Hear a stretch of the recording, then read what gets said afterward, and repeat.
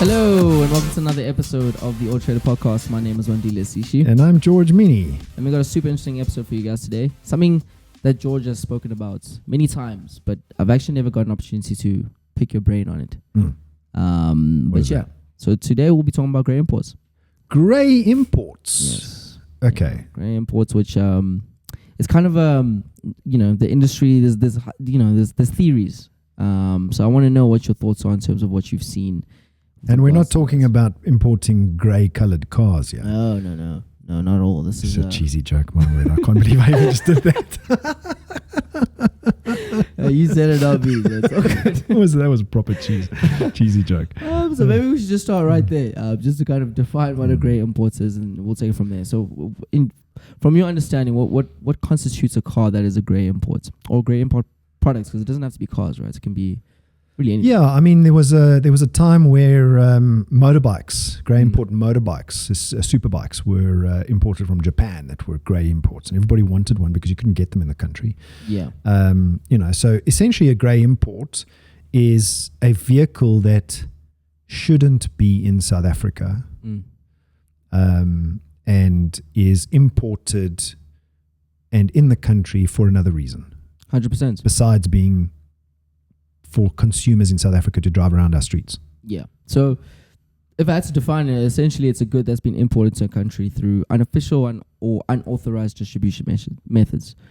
So with a car, it would be not through the manufacturer that's licensed to be in here. It would be through another means. So it could be somebody who, usually for illegal, well, in the case where it's in bulk, it would be somebody who's just importing a vehicle, or lots of vehicles that aren't available in the market.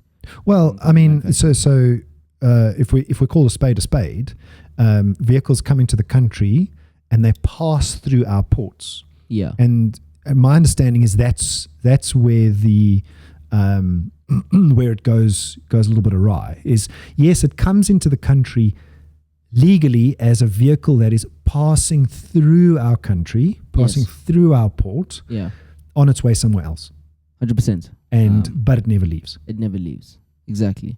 And there are some pros and cons to this. So, for instance, let me give you an example. What's the pro to an illegal car? Let's say there's a vehicle in the country that, let's say as just a normal consumer, you really like a vehicle. So let's take, I really like the Dodge Hellcat, for instance, right? It's the Challenger Hellcat, or the Dodge Demon rather.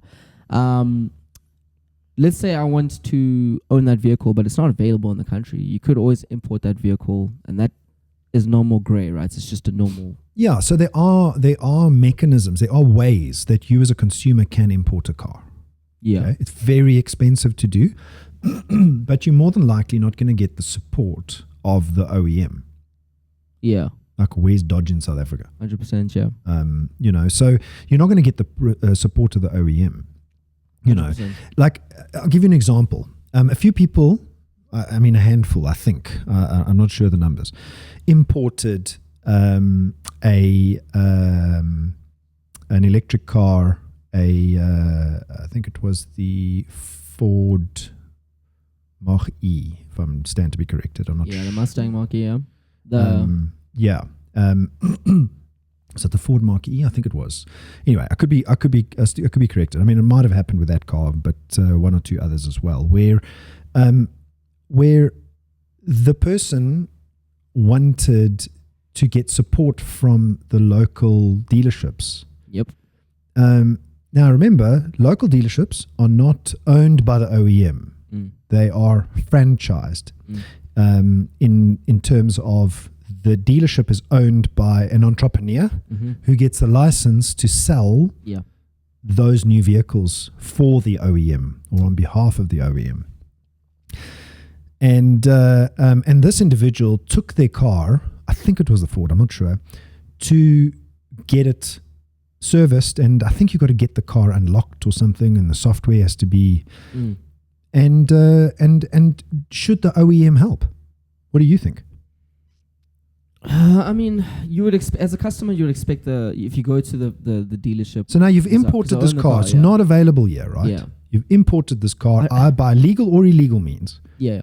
And now the OEM is not geared up. The dealerships are not geared up to support that car.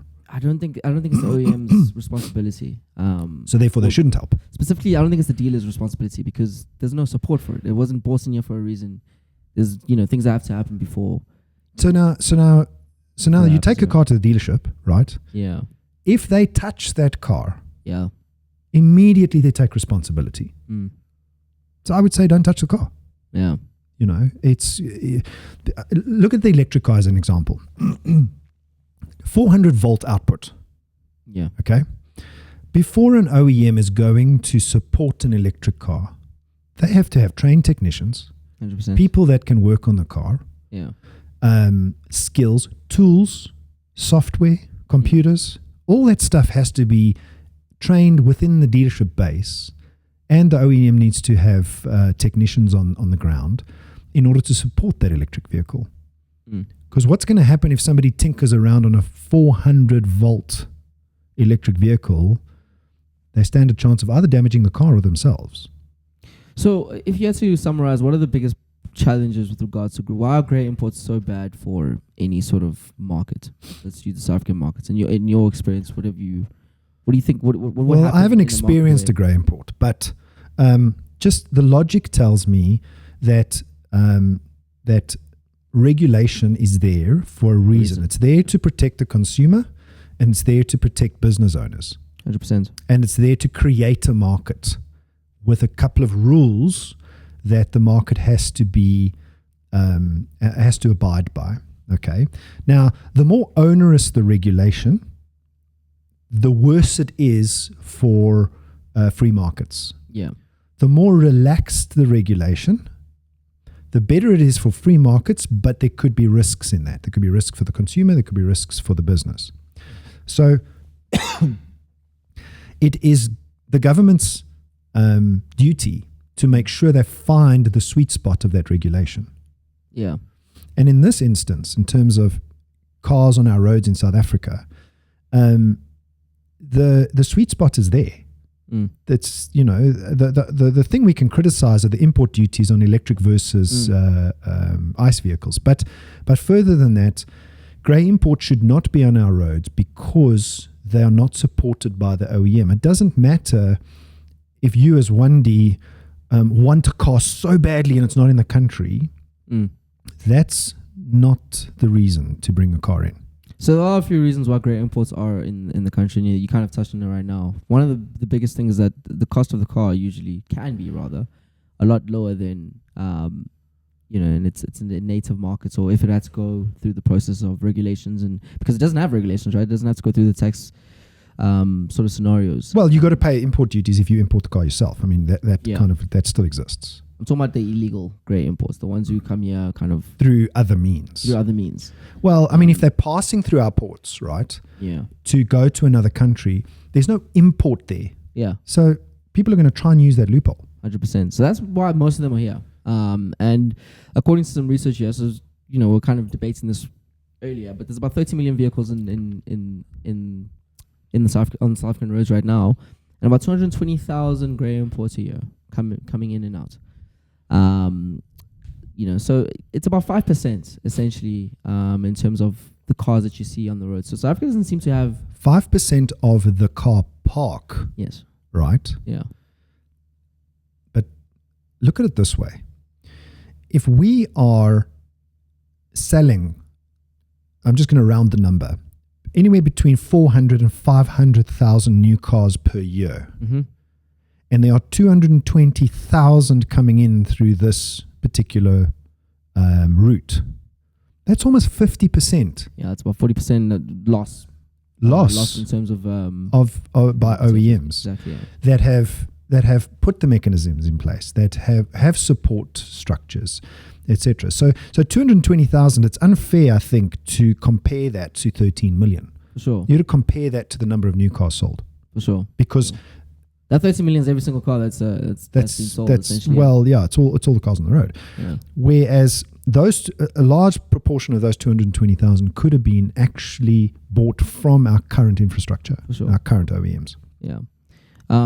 According to some research, it accounts to about around 3.8 billion loss in terms of taxes for the governments and for I guess, for the economy that we're losing each year as a result of that.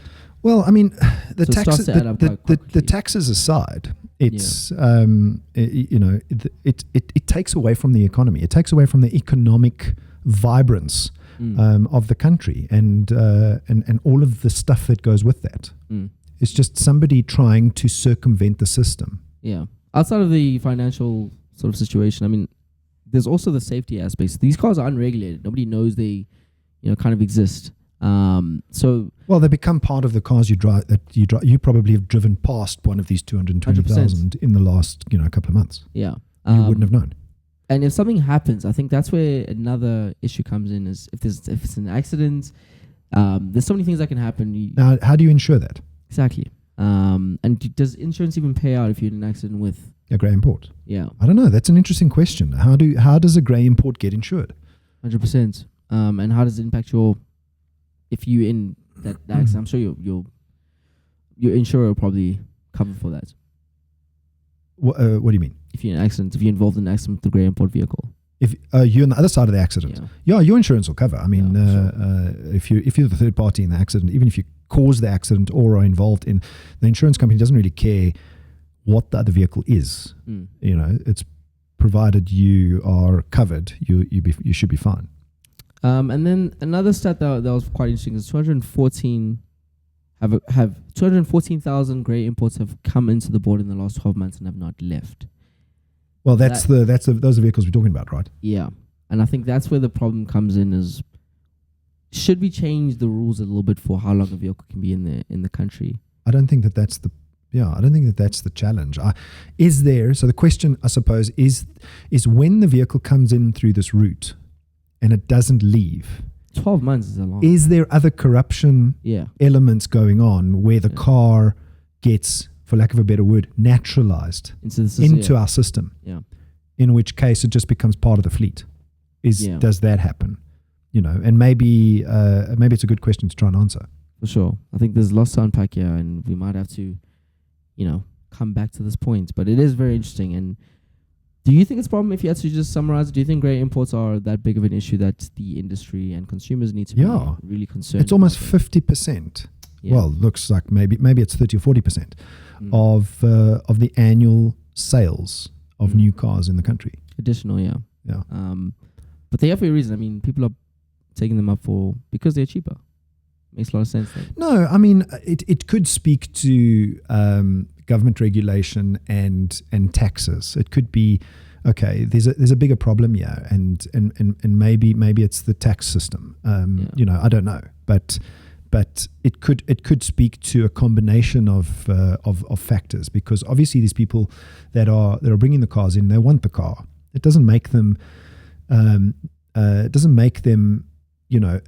You're not bad for wanting something that's not here. Like, for instance, when a new Apple iPhone comes out and you're traveling overseas and you buy it there, right? And you bring it into the country.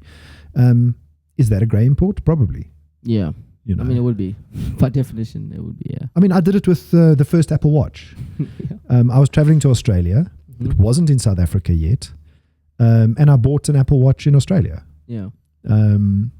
About 12 months later, it came to South Africa anyway.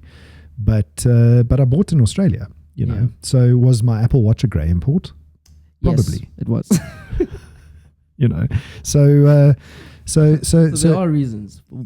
Well, I mean, I don't think my Apple Watch is going to have an accident and cause damage to somebody else on the road, and hopefully not. But cars are a big deal. Yeah. Plus, to be fair, to your points that you said earlier on, if something happened to your watch, you would not have the support. I wouldn't have the support. So I can't. So there are pros and cons definitely to it. Yeah. Legal or illegal, depending on, but even if you do it in a legal way, or, you're not trying to do any criminal activity, there are going to be some drawbacks and some cons to a grey import. So definitely consider that. Moving on, George. So something that we've kind of spoken about a few times is the price of cars. So I don't know if you've been looking at the price of cars, but obviously the price of cars has been going up for a long time now. And it's getting to a point where a lot of people are getting concerned. Do you think the price of cars going up, or the price of cars in general, do you think it's going to be problematic at some point? Do you think it's getting to a point where it's, not feasible.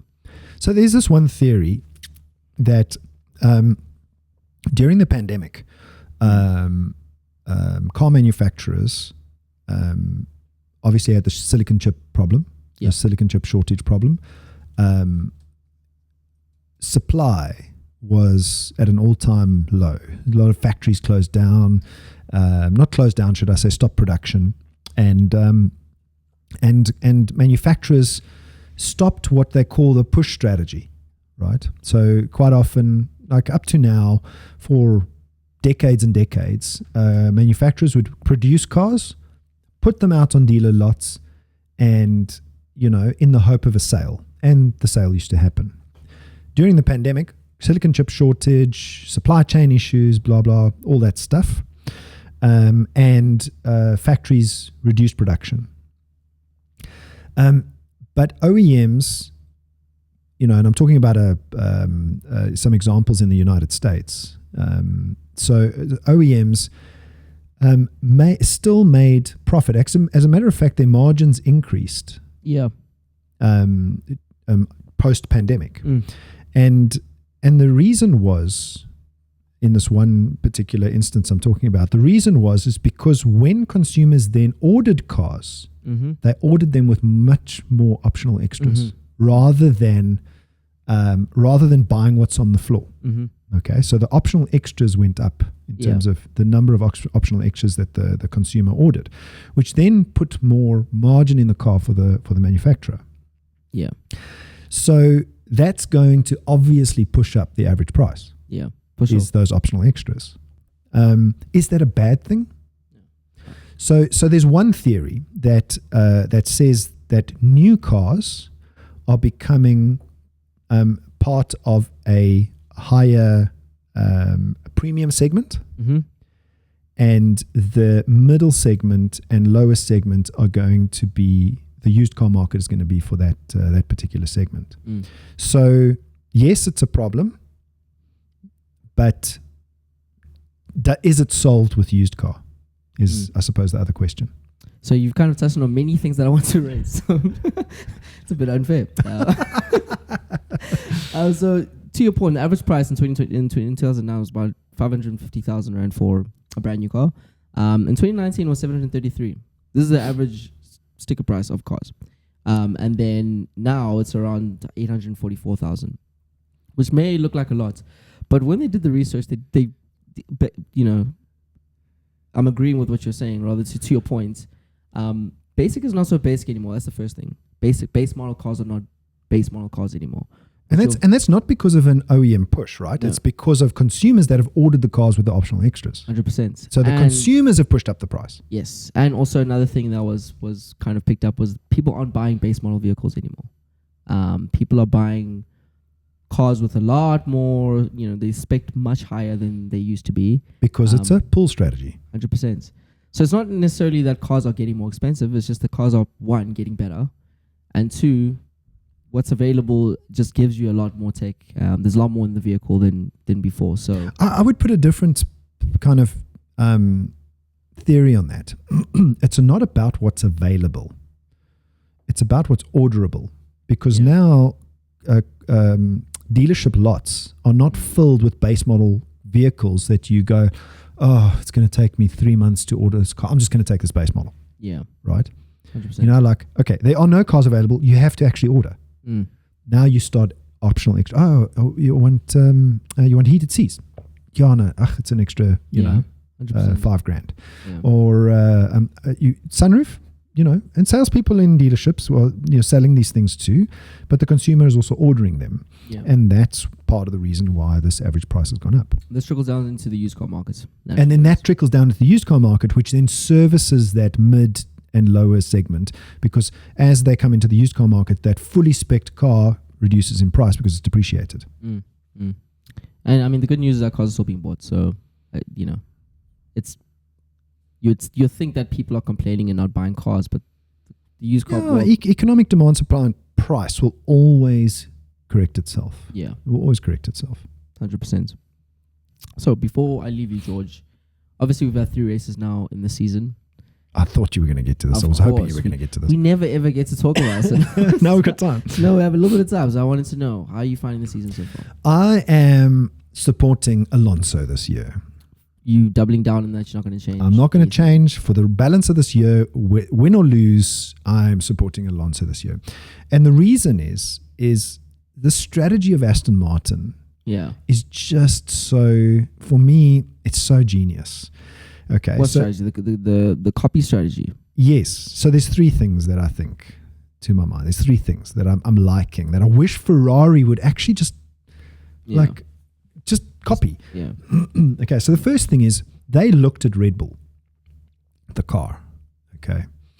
And a lot of what they've done from an aerodynamic point of view is a copy and paste. 100%.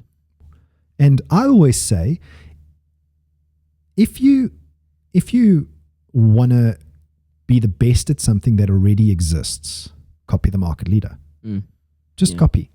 100%. You know, don't go and try and go against the grain because you have this new wonderful idea that might work. If you just copy the market leader and do it better, you stand a chance. You stand a much higher chance of winning. Look at what Samsung did. Look at what all the other cell phone manufacturers did. Yeah, they looked at Apple. Copy.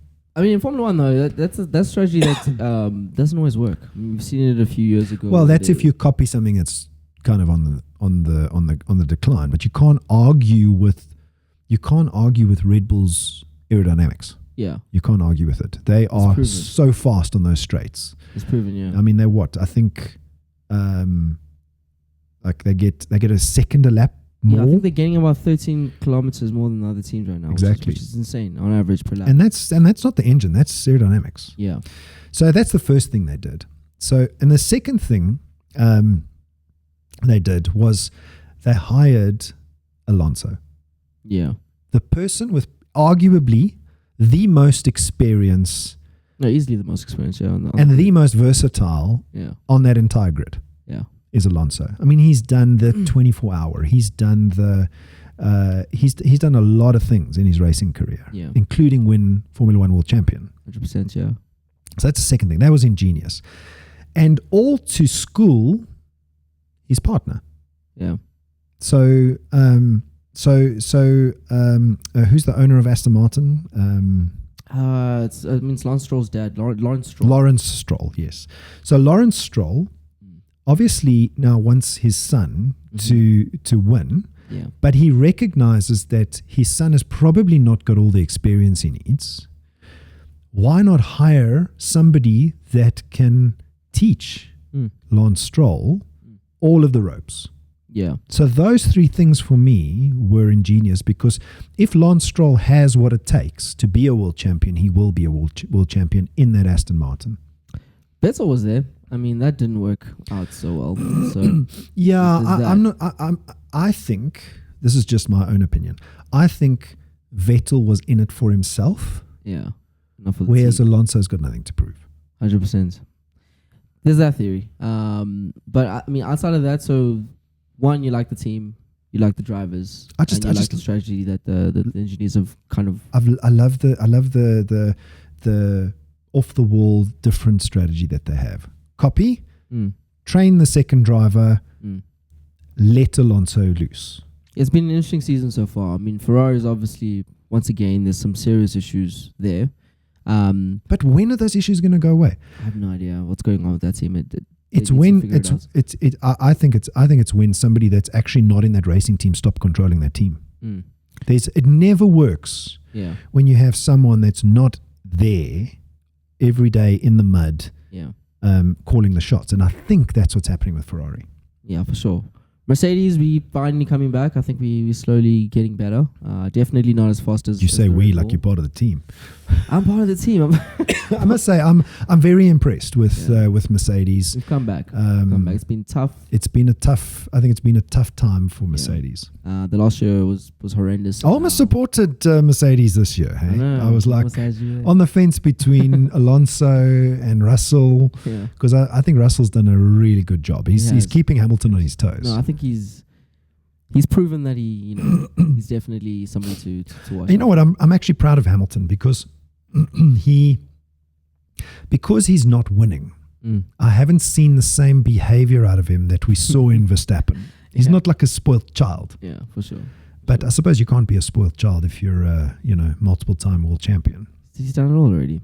And obviously, he's done it all. I give Hamilton one compliment, and you I run take with it. it. I'm taking it. It's been a long year. That's pretty much all the time we have for today. But thank you so much for joining me, George. Thank you, Wendy. We'll see you guys next week. Go Alonso.